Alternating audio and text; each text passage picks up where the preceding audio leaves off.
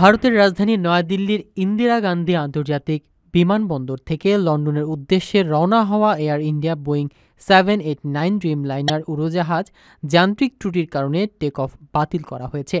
গত 31 জুলাই স্থানীয় সময় সকালে এই ঘটনা ঘটে। AI 2017 নম্বর ফ্লাইটের ককপিটে থাকা দুই পাইলট উড্ডয়নের ঠিক আগেই ইঞ্জিনে সম্ভাব্য সমস্যা লক্ষ্য করলে নিরাপত্তার স্বার্থে তারা উড্ডয়ন বন্ধের সিদ্ধান্ত নেন। এরপর যাত্রী ও ক্রুদের বিমান থেকে নামিয়ে নেওয়া হয়। এয়ার ইন্ডিয়া একজন মুখপাত্র জানিয়েছেন, দ্রুত বিকল্প বিমান ব্যবস্থা করে যাত্রীরা নিরাপদে গন্তব্যে পৌঁছেছেন। ত্রুটিযুক্ত বিমানটি বর্তমানে কারিগরি পরীক্ষার আওতায় রয়েছে। উল্লেখ্য, এর আগে এয়ার ইন্ডিয়া নিরাপত্তা নিয়ে প্রশ্ন উঠেছিল। 12 জুন গুজরাটের আহমেদাবাদ থেকে লন্ডনগামী একটি এয়ার ইন্ডিয়া ফ্লাইট বিধ্বস্ত হয়।